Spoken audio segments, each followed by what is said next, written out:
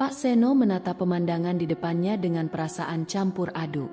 Desa Barito, tempat ia ditugaskan sebagai guru, jauh lebih terpencil dari yang ia bayangkan. Perjalanan panjang menggunakan perahu kecil menyusuri sungai keruh yang diapit oleh hutan lebat. Kini membawanya ke sebuah desa yang dikelilingi kabut tebal. Udara lembab menusuk kulit, dan suara gemerisik dari hutan terasa seperti bisikan yang mengintai. Penduduk desa menyambutnya dengan dingin. Mata mereka tajam, seolah-olah sedang menilai apakah Pak Seno, pemuda kota yang berperawakan tinggi kurus, layak berada di antara mereka. Tidak ada senyuman ramah, hanya anggukan kecil dari beberapa orang tua yang mengenakan ikat kepala khas Dayak. Rumah tempat Pak Seno tinggal adalah sebuah bangunan kayu tua yang berdiri di tepi hutan. Atapnya bocor di beberapa tempat, dan dindingnya berderit setiap kali angin bertiup. Saat memasuki rumah itu, Pak Seno merasa ada sesuatu yang aneh. Udara di dalam ruangan terasa lebih berat, seperti ada kehadiran yang tak kasat mata. Malam pertama di desa itu, suara gonggongan anjing yang melengking diselingi dengan lolongan aneh dari arah hutan membuat bulu kuduknya berdiri. Ia berusaha menenangkan diri dengan memikirkan tugas mulia yang harus ia jalani, mengajar anak-anak desa agar mereka bisa memiliki masa depan yang lebih baik. Namun, ketika suara ketukan pelan terdengar di pintu depan rumahnya, rasa takut tak bisa lagi ia tepis. Dengan langkah ragu, ia berjalan menuju pintu. Saat pintu terbuka, ia tidak menemukan apa-apa, hanya kabut tebal yang menyelimuti pemandangan. Namun, matanya tiba-tiba menangkap bayangan hitam di kejauhan, bergerak cepat di antara pepohonan. Bayangan itu begitu cepat sehingga Pak Seno berpikir mungkin hanya ilusi. Paginya, ia mencoba melupakan kejadian aneh itu. Hari pertama mengajar dimulai dengan suasana hangat. Anak-anak desa terlihat antusias, meskipun ruang kelas mereka sederhana, hanya terdiri dari papan tulis dan bangku kayu. Senyum mereka membuat Pak Seno sedikit melupakan kegelisahan yang ia rasakan. Namun, desa itu ternyata menyimpan sesuatu yang lebih dari sekadar keindahan alamnya. Di sudut pandang Pak Seno, ia melihat seorang gadis muda yang berbeda dari penduduk lainnya. Wajahnya teduh, dengan sorot mata lembut yang memancarkan keteguhan. Ia adalah Lilis, putri kepala suku, Pak Long. Saat pertama kali mata mereka bertemu, Pak Seno merasa ada sesuatu yang tidak biasa, seolah-olah takdir sedang mempertemukan mereka. Namun, di balik tatapan mata Lilis yang penuh rasa ingin tahu, Pak Seno tidak menyadari bahwa ia baru saja memasuki sebuah dunia yang dipenuhi rahasia kelam. Sebuah dunia di mana tradisi kuno, ilmu gaib, dan dendam berdarah masih hidup dan siap menyeret siapa saja yang tak waspada ke dalam pusarannya. Hari-hari awal Pak Seno di desa Barito berjalan dengan ritme yang lambat. Ia mencoba beradaptasi dengan kehidupan yang jauh berbeda dari hiruk-pikuk kota. Murid-muridnya antusias, meski fasilitas sekolah sangat terbatas. Namun, suasana desa yang sunyi sering membuatnya merasa seperti diawasi. Malam-malamnya tak pernah benar-benar tenang. Di rumah kayu tua yang ia tempati, suara-suara aneh kerap terdengar. Kadang bunyi dedaunan yang tertiup angin, kadang suara ketukan samar di jendela. Ia mencoba meyakinkan dirinya bahwa semua itu hanyalah suara alam. Suatu malam, saat ia sedang membaca buku di ruang tamu, ia mendengar suara sesuatu jatuh di luar rumah. Pak Seno mendongak dan berjalan keluar untuk memeriksa. Ia menyalakan lampu minyak dan melihat sesuatu yang membuatnya tertegun. Seekor burung kecil tergeletak di tanah, tampaknya jatuh dari pohon dekat rumah. Pak Seno memandang sekeliling, tapi tak melihat apa-apa selain bayang-bayang gelap pepohonan. Ketika kembali ke dalam rumah, lampu minyak di mejanya berkedip pelan, seolah-olah diterpa angin yang tak terasa. Pak Seno mulai merasa udara di ruangan menjadi lebih dingin. Ia mencoba menenangkan diri, berpikir bahwa semuanya hanyalah hal biasa di tempat asing seperti ini. Namun, kegelisahannya bertambah ketika keesokan paginya ia menemukan jejak kaki yang tak dikenalnya di depan pintu rumah. Jejak itu terlihat samar, seolah seseorang dengan kaki telanjang berjalan di sana. Pak Seno bertanya kepada seorang warga desa yang kebetulan lewat, tapi orang itu hanya menggeleng dan berlalu dengan cepat tanpa memberikan penjelasan. Malam itu, Pak Seno bermimpi berada di sebuah tempat yang penuh kabut. Ia merasa ada seseorang yang mengawasinya dari kejauhan. Langkah kakinya terasa berat, dan suara-suara tak jelas terdengar, seperti bisikan lembut dari segala arah. Saat ia berusaha mendekati suara tersebut, ia terbangun dengan napas memburu. Saat ia membuka mata, suasana kamar terasa sunyi.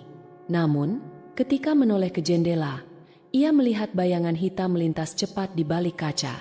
Pak Seno bergeming. Ia mencoba meyakinkan dirinya bahwa itu hanya hembusan angin yang menggerakkan dahan pohon di luar. Esok paginya, suasana kelas tampak ceria seperti biasa. Namun, seorang murid kecil bernama Siti mendekatinya usai pelajaran. Dengan suara pelan, ia berkata, "Pak Guru, hati-hati di sini. Malam di desa ini sering berbeda." Pak Seno hanya tersenyum, mencoba meredakan rasa khawatir anak itu. Namun, dalam hati, ia mulai merasa bahwa ada sesuatu di desa ini yang tak bisa dijelaskan dengan logika. Sesuatu yang perlahan mendekatinya tanpa ia sadari. Meski rasa takut terus menghantuinya, Pak Seno tak pernah berhenti menjalankan tugasnya sebagai guru. Ia merasa bahwa keberadaannya di desa Barito membawa misi yang lebih besar dari dirinya sendiri. Di tengah keresahan yang melingkupinya, Lilis menjadi sosok yang membuatnya tetap bertahan.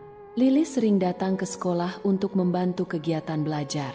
Ia cerdas, cekatan, dan memiliki kelembutan yang membuat Pak Seno merasa tenang. Perlahan, obrolan mereka yang awalnya hanya seputar murid-murid dan pelajaran berubah menjadi percakapan yang lebih pribadi. Lilis bercerita tentang kehidupan desa, tentang adat istiadat sukunya, dan tentang ayahnya, Pak Long, yang dihormati sebagai kepala suku sekaligus penjaga tradisi. Pak Seno semakin terpesona. Setiap tatapan mata Lilis terasa seperti angin segar yang menghapus bayang-bayang gelap di sekelilingnya. Namun, kebahagiaan itu tidak bertahan lama. Hubungan mereka ternyata mengundang kemarahan dari Damang, seorang pemuda Dayak yang selama ini memendam cinta pada Lilis. Damang bukanlah orang biasa. Ia dikenal sebagai pewaris ilmu gaib keluarganya. Tubuhnya kekar, dengan tatapan tajam yang selalu membuat orang lain merasa kecil di hadapannya. Ketika ia mengetahui bahwa Lilis mulai dekat dengan Pak Seno, amarahnya meluap. Sore itu, Damang datang ke sekolah dengan wajah gelap. Ia menunggu Pak Seno di luar kelas hingga semua murid pulang. Ketika Pak Seno keluar, Damang langsung menghadangnya. "Pak Guru," ujarnya dengan suara dingin, "saya tahu apa yang sedang kau lakukan. Jangan terlalu percaya diri. Lilis bukan untuk orang seperti kamu." Pak Seno, meski gugup, mencoba bersikap tenang. "Saya hanya ingin mengajar dan menjalani tugas saya di sini. Jika ada masalah, kita bisa bicara baik-baik." Damang mendekatkan wajahnya, hampir membuat Pak Seno mundur. "Jangan lupa di mana kau berpijak. Ini tanah kami, dan aku takkan membiarkan orang luar merebut apa yang seharusnya menjadi milikku." Setelah mengucapkan ancamannya, Damang pergi meninggalkan Pak Seno yang berdiri terpaku. Namun, ancaman itu bukan sekadar kata-kata. Malam berikutnya, Pak Seno kembali diganggu oleh mimpi-mimpi mengerikan. Dalam salah satu mimpinya, ia melihat dirinya terikat di tengah hutan, dikelilingi oleh sosok-sosok tak berbentuk dengan tawa yang menggema di udara. Tak hanya itu, keanehan lain mulai terjadi. Suara-suara aneh di rumahnya semakin sering terdengar. Pintu-pintu berderit seolah-olah ada yang membuka dan menutupnya, meski ia tahu tidak ada orang lain di sana. Bahkan di siang hari, ia merasa seolah-olah sedang diawasi. Pak Seno menyadari bahwa ini bukan sekadar peringatan biasa. Damang mulai menggunakan kekuatan gaib untuk menakut-nakutinya. Namun, di tengah ketakutannya, Lilis tetap menjadi sandaran. Gadis itu selalu menyemangatinya agar tetap kuat. "Pak Seno, jangan takut," ujar Lilis suatu sore di tepi sungai. "Kebenaran akan selalu menang. Jika kau tulus, leluhur kami pasti akan melindungimu." Namun, kata-kata Lilis tak cukup untuk meredam bahaya yang semakin nyata. Pak Seno tahu, ia harus bersiap menghadapi sesuatu yang jauh di luar akal sehatnya.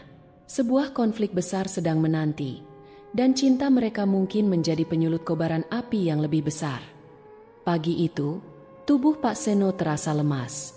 Rasa sakit aneh menjalar dari ujung jari hingga ke punggungnya. Malam sebelumnya, ia bermimpi tubuhnya dibalut oleh ratusan jarum yang menusuk perlahan, meninggalkan rasa nyeri luar biasa. Saat ia bangun, keringat dingin membasahi tubuhnya, dan rasa sakit itu ternyata tetap ada, seolah-olah mimpi itu menjadi nyata. Ketika Lilis mendapati kondisi Pak Seno, ia langsung menyarankan agar pria itu menemui ayahnya, Pak Long. Awalnya, Pak Seno menolak. Ia menganggap mungkin ini hanya kelelahan akibat pekerjaannya. Ketika rasa sakit itu terus bertambah, Lilis memaksanya pergi. Pak Long menerima mereka dengan tatapan serius. Ia mendengar keluhan Pak Seno dengan tenang, namun wajahnya mengisyaratkan sesuatu yang lebih dari sekadar rasa khawatir. Setelah mendengar semuanya, Pak Long memejamkan mata dan menghela napas panjang. "Ini bukan penyakit biasa," katanya dengan suara berat. "Kau terkena santet." Pak Seno terdiam. Kata itu terdengar asing dan menakutkan. Ia menatap Pak Long dengan mata penuh tanya, berharap ada penjelasan lain. Namun, Pak Long hanya mengangguk pelan. "Damang," lanjut Pak Long tanpa ragu. "Dia yang melakukannya. Dendamnya padamu lebih besar daripada yang kau kira." Pak Seno menelan ludah. Ia tak pernah percaya pada hal-hal seperti itu. Namun, rasa sakit di tubuhnya dan mimpi-mimpi aneh yang terus menghantuinya perlahan memaksa pikirannya menerima kenyataan. Pak Long memanggil seorang dukun yang dihormati di desa itu. Pria tua dengan jubah penuh corak Dayak datang malam itu membawa sebuah kantong kecil yang berisi benda-benda ritual. Di ruang tengah rumah Pak Seno, dukun itu memulai pengobatan. Dukun tersebut menyalakan dupa, menggumamkan doa-doa dalam bahasa Dayak yang terdengar seperti bisikan dari dunia lain. Suara itu menggema di ruangan, menciptakan suasana yang membuat bulu kuduk Pak Seno meremang. Ia diminta duduk diam di tengah ruangan sementara sang dukun memutari tubuhnya dengan gerakan perlahan. Tiba-tiba, dupa yang terbakar mengeluarkan asap hitam pekat. Sang dukun terdiam sejenak sebelum menoleh kepada Pak Long. "Ini bukan santet biasa," katanya pelan. "Ada kuyang yang dikirim untuk menyiksanya." Pak Seno terkejut. Ia pernah mendengar cerita tentang kuyang, makhluk gaib yang menyerupai kepala manusia dengan organ tubuh yang menggantung di bawahnya. Namun, ia tak pernah membayangkan bahwa legenda itu bisa menyentuh hidupnya. Sang dukun melanjutkan ritualnya. Ia mencipratkan air yang telah diberkati ke tubuh Pak Seno sambil terus melafalkan doa. Saat itu, angin kencang tiba-tiba berhembus masuk ke dalam rumah, meski pintu dan jendela tertutup rapat. Asap dupa berubah bentuk, membentuk siluet kepala dengan mata merah menyala. Pak Seno mematung, tubuhnya tak bisa bergerak. Mata makhluk itu menatapnya penuh kebencian, lalu mengeluarkan suara mendesis yang menggema di telinganya. Namun, dukun itu tidak gentar. Ia melawan bayangan tersebut dengan mantra yang lebih keras. Asap itu akhirnya memudar, perlahan menghilang ke dalam kegelapan. Setelah ritual selesai, tubuh Pak Seno terasa lebih ringan, meski rasa sakitnya belum sepenuhnya hilang. Dukun itu memperingatkan bahwa ini baru permulaan. Damang tidak akan berhenti. Dia akan mencoba lagi, dengan cara yang lebih kuat. Pak Seno menyadari bahwa ia telah masuk ke dalam konflik yang jauh melampaui apa yang ia bayangkan. Ia juga tahu bahwa menyerah bukanlah pilihan. Bersama Lilis dan Pak Long, ia harus menemukan cara untuk menghadapi kekuatan gelap yang terus mengintai. Malam itu terasa lebih mencekam dari biasanya. Udara di sekitar rumah Pak Seno terasa berat, seperti ada sesuatu yang menyelimuti desa. Angin bertiup kencang, membuat daun-daun berguguran dan pintu kayu tua berderit pelan. Pak Long, yang duduk di depan rumah bersama sang dukun, menatap gelapnya hutan dengan tatapan penuh kewaspadaan. Dukun itu telah memperingatkan bahwa malam ini akan menjadi malam yang berat. Damang tidak akan tinggal diam setelah ritual sebelumnya berhasil mengusir kuyang yang ia kirim. Ada tanda-tanda bahwa serangan balasan sedang disiapkan. Pak Seno, yang masih merasa lemah, hanya bisa duduk di sudut ruangan sambil memandangi Lilis. Gadis itu tetap setia di sisinya, meski ketakutan jelas terpancar di wajahnya. Ketika malam semakin larut, tiba-tiba terdengar suara gemuruh dari kejauhan. Bumi seperti bergetar pelan, diiringi suara lolongan anjing yang melengking panjang. Dukun itu berdiri dengan tegas, mengangkat tongkat ritualnya ke atas, dan mulai melantunkan mantra dengan suara lantang. Sekejap kemudian, sesuatu yang tak kasat mata mulai menunjukkan keberadaannya. Angin kencang berputar di sekitar rumah. Di langit, awan hitam tebal berkumpul, menutupi bulan dan membuat suasana semakin gelap. Dari dalam hutan, terdengar suara geraman rendah, seperti suara makhluk yang bukan berasal dari dunia manusia. Pak Seno melihat bayangan hitam yang bergerak cepat di luar jendela. Bayangan itu tidak memiliki bentuk yang jelas, hanya berupa kegelapan pekat yang terus mendekat. Ketika bayangan itu semakin mendekati rumah, suhu di dalam ruangan terasa turun drastis. Lilis menggenggam tangan Pak Seno erat-erat, mencoba memberikan keberanian, meski tubuhnya sendiri gemetar. Dukun itu melangkah ke tengah ruangan dan menaburkan garam serta abu ritual di sekeliling mereka, membentuk lingkaran perlindungan. Ia melanjutkan mantranya, semakin keras dan penuh semangat. Tiba-tiba, rumah berguncang hebat, seolah-olah ada sesuatu yang berusaha menghancurkannya dari luar. Sebuah suara mengerikan terdengar, seperti jeritan yang bercampur dengan tawa. Dari luar jendela, Pak Seno bisa melihat sosok kuyang yang sebelumnya telah diusir. Namun kali ini, sosok itu lebih besar, dengan kepala yang membara dan organ tubuh yang berkilauan di bawah cahaya petir. Kuyang itu menatap ke arah mereka, penuh amarah. "Dia kembali," bisik Lilis dengan suara nyaris tak terdengar. Dukun itu melangkah maju, mengangkat tongkatnya, dan berteriak lantang ke arah sosok tersebut. "Kau tidak berhak berada di sini. Pergi dari tempat ini, atau kau akan dihancurkan." Pertarungan gaib pun dimulai. Dukun itu melawan kuyang dengan mantra-mantra dan kekuatan yang ia panggil dari leluhur. Cahaya dari tongkatnya menyala terang, membentuk lingkaran pelindung di sekitar rumah. Namun, kuyang itu tidak menyerah begitu saja. Ia menyerang lingkaran pelindung dengan kekuatan penuh, menciptakan suara dentuman yang menggema ke seluruh desa. Pak Seno hanya bisa menyaksikan dengan perasaan tegang. Tubuhnya terasa kaku, dan jantungnya berdegup kencang. Ia ingin membantu, namun ia tahu bahwa ini bukan pertempuran yang bisa ia hadapi.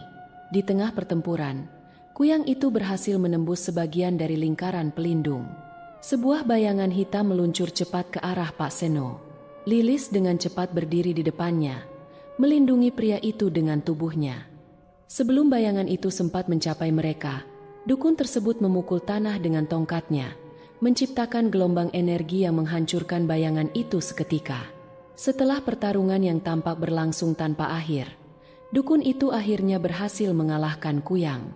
Sosok menyeramkan itu memudar perlahan, meninggalkan suara jeritan panjang yang menghilang di udara malam.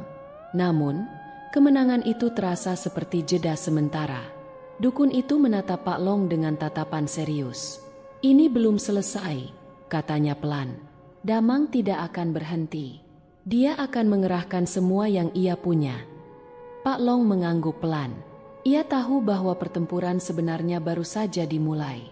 Di tengah ketegangan itu, Pak Seno menatap Lilis, menyadari bahwa bahaya yang mengintai mereka semakin besar. Ia juga tahu bahwa ia tidak akan pernah menyerah, apapun yang terjadi. Damang tidak bisa menerima kekalahannya. Kekuatannya telah ditantang, dan harga dirinya sebagai pewaris ilmu gaib dipertaruhkan. Malam itu, di sebuah pondok tua yang tersembunyi di tengah hutan, ia duduk bersila di depan altar kecil. Di atas altar, tergolek sebuah parang panjang berwarna hitam legam. Parang maya, senjata gaib warisan leluhurnya, siap digunakan untuk membalas dendam. Dengan mata terpejam, Damang melantunkan mantra dalam bahasa kuno. Suaranya bergema di ruangan yang gelap, hanya diterangi oleh nyala kecil lilin-lilin merah di sekelilingnya. Mantra itu memanggil kekuatan dari alam gaib, membangkitkan energi jahat yang terfokus pada parang tersebut. Udara di sekitar pondok menjadi dingin, sementara suara-suara aneh seperti tangisan dan bisikan mulai terdengar dari sudut-sudut gelap. Parang itu perlahan-lahan terangkat dari altar, melayang di udara, dan memancarkan kilatan cahaya redup. Damang tersenyum puas. Dengan parang maya ini, ia yakin bahwa Pak Seno tidak akan selamat. Di rumah Pak Seno, suasana terasa tenang, tetapi udara malam itu lebih dingin dari biasanya. Pak Seno yang sedang beristirahat tiba-tiba terbangun. Tubuhnya kembali merasakan sakit luar biasa, seperti ditusuk benda tajam dari dalam. Ia terjatuh dari tempat tidur, menggigil dan memegangi dadanya yang terasa sesak. Lilis segera berlari ke sisinya. Pak Long yang berada di ruang tengah segera masuk. Wajahnya tegang saat ia melihat kondisi Pak Seno. Damang telah mengirim parang maya, katanya pelan namun penuh arti. Ini serangan yang sangat berbahaya. Pak Long segera memanggil dukun yang sebelumnya membantu mereka. Dalam waktu singkat, sang dukun tiba, membawa kantong kecil berisi benda-benda ritual. Namun, kali ini ekspresi wajahnya lebih serius daripada sebelumnya. Parang maya ini bukan sembarang santet, ujar dukun itu sambil membuka kantongnya. Ia memiliki kekuatan untuk mengambil nyawa secara langsung. Dukun itu segera memulai ritualnya. Ia menyalakan dupa, membakar daun-daun tertentu, dan mengucapkan mantra-mantra pelindung. Pak Long membantu dengan menaburkan garam di sekeliling rumah, menciptakan lingkaran perlindungan yang lebih kuat. Pak Seno yang masih terbaring lemah tiba-tiba merasakan tekanan berat di dadanya. Lilis berteriak histeris saat melihat bayangan parang hitam melayang di udara, berputar-putar dengan cepat seolah mencari celah untuk menyerang. Dukun itu melawan dengan mantra-mantra yang semakin keras, tetapi parang maya itu memiliki kekuatan yang luar biasa. Ia berputar mengelilingi rumah, menyerang lingkaran pelindung dengan kecepatan tinggi. Setiap kali parang itu menghantam perlindungan, terdengar suara dentuman keras yang membuat rumah berguncang. Pak Seno semakin lemah, wajahnya pucat, dan napasnya tersengal-sengal. Lilis tidak tahan melihatnya dalam kondisi seperti itu. Dengan penuh keberanian, ia berlutut di hadapan ayahnya dan berkata, "Ayah, aku mohon, lakukan sesuatu, selamatkan dia." Pak Long memandang putrinya dengan tatapan berat. Ia tahu bahwa ini bukan hanya soal menyelamatkan Pak Seno, tetapi juga mempertaruhkan kehormatan keluarganya. Namun, kekuatan parang maya itu terlalu besar untuk dilawan tanpa risiko besar. Parang maya terus menyerang, menciptakan suara-suara mengerikan yang menggema di dalam rumah. Lilis menangis dalam diam, menggenggam tangan Pak Seno yang semakin dingin. Ia tahu bahwa waktunya hampir habis. Di tengah keterpurukan itu, Pak Long berdiri tegap. Dengan suara tegas, ia berkata kepada dukun itu, "Lakukan yang harus kau lakukan. Aku akan bertanggung jawab." Ia menyadari apa yang dimaksud oleh Pak Long. Ritual ini akan membutuhkan kekuatan besar, tetapi juga membawa risiko besar bagi semua yang terlibat. Namun, mereka tidak punya pilihan lain. Parang maya harus dihentikan sebelum terlambat. Dan kali ini, hidup Pak Seno benar-benar berada di ujung tanduk. Di tengah kegentingan malam itu, Pak Long dan sang dukun terus melantunkan mantra pelindung untuk melawan parang maya.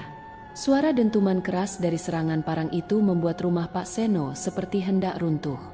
Meski perlindungan masih bertahan, kondisi Pak Seno semakin memburuk. Napasnya berat, matanya setengah tertutup, dan tubuhnya gemetar tanpa henti.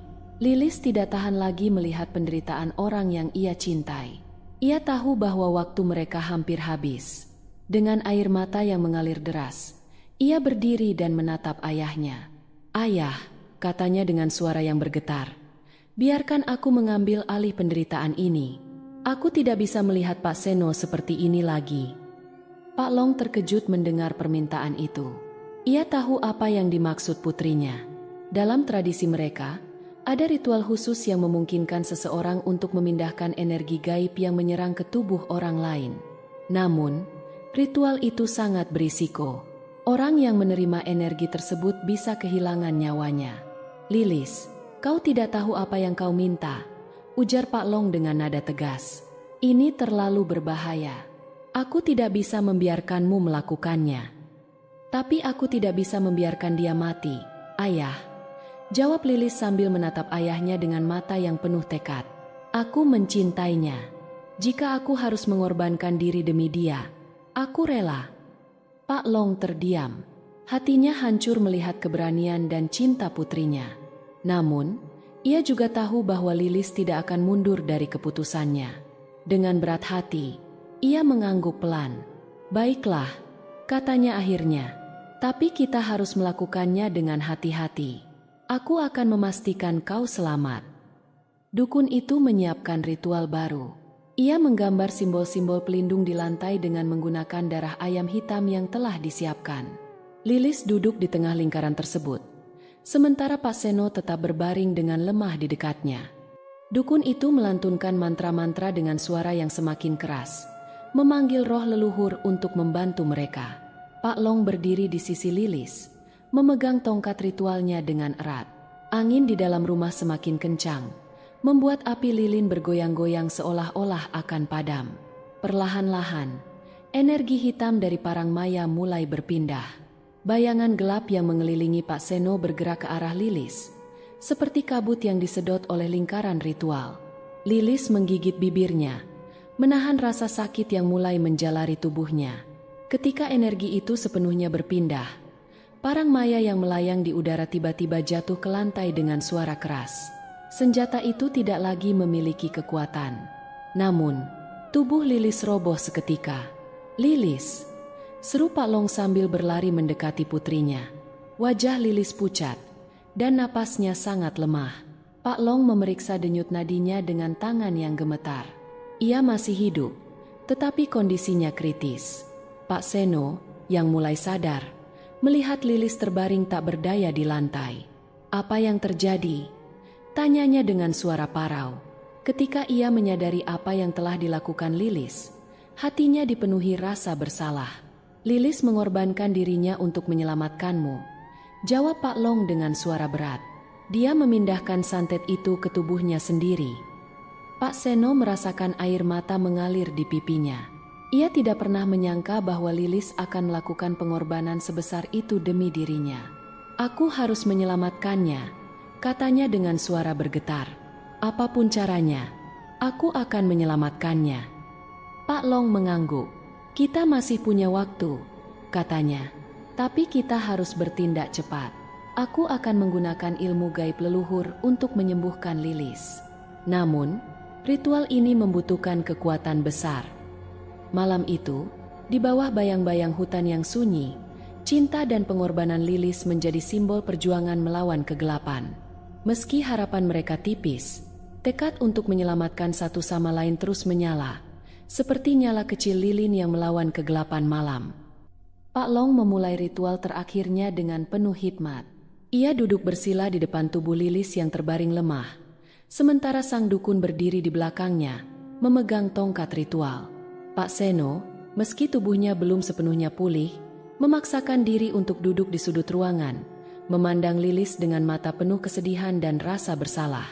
Pak Long mengambil segenggam tanah yang telah diberkati dari altar leluhur, lalu meletakkannya di dada Lilis. Dengan suara yang tegas, ia melantunkan mantra kuno yang diwariskan turun-temurun dalam keluarganya. Suara Pak Long menggema dalam ruangan, seolah-olah roh leluhur turut hadir menyaksikan perjuangan ini. Perlahan, tubuh Lilis mulai bergerak. Napasnya yang tadinya lemah menjadi lebih teratur, tetapi wajahnya tetap pucat. Pak Long melanjutkan ritual, sementara sang dukun memercikan air suci ke 4 sudut ruangan. Suasana di dalam rumah terasa semakin berat. Udara dingin berubah menjadi panas, dan cahaya lilin bergetar liar seolah melawan kekuatan yang tak kasat mata. Tiba-tiba, suara teriakan keras terdengar dari luar. Damang berdiri di halaman rumah, wajahnya penuh amarah.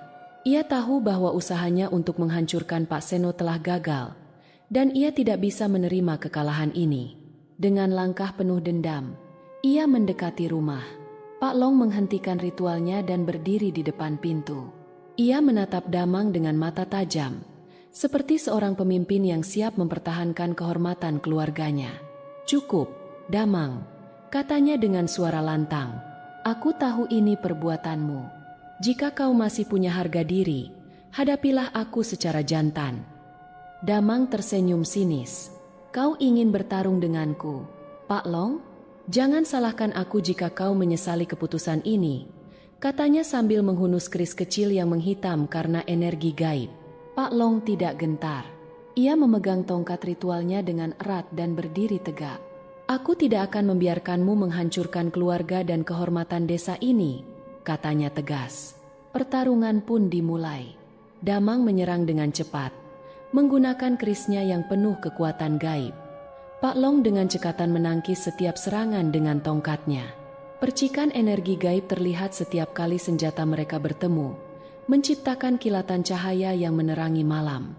Di dalam rumah, Lilis mulai membuka matanya. Pak Seno yang melihat itu segera mendekatinya. "Lilis, kau sudah sadar," katanya dengan suara penuh haru. Lilis tersenyum lemah, tetapi matanya menunjukkan cinta dan ketulusan yang mendalam. Pak Seno memeluknya erat, merasa lega bahwa Lilis telah kembali dari ambang maut. Namun, di luar, suara pertarungan semakin sengit. Pak Long akhirnya berhasil menjatuhkan keris Damang dengan satu pukulan tongkatnya yang penuh kekuatan gaib. Damang terhuyung dan jatuh ke tanah. Ia menatap Pak Long dengan mata penuh kebencian, tetapi kemudian ia menyadari bahwa ia tidak bisa menang. "Aku kalah," ujar Damang dengan suara pelan. "Aku telah melakukan kesalahan besar." Pak Long menurunkan tongkatnya dan menatap Damang dengan tatapan penuh wibawa. "Kau telah melukai banyak orang dengan keserakahan dan dendammu. Tapi jika kau benar-benar menyesal, buktikan dengan perbuatanmu." Damang mengangguk pelan, lalu beranjak pergi dengan langkah berat. Malam itu, suasana desa kembali tenang.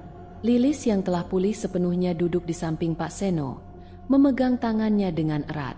Pak Long, meski lelah, tersenyum melihat mereka. Ia tahu bahwa cinta sejati telah menang melawan kebencian.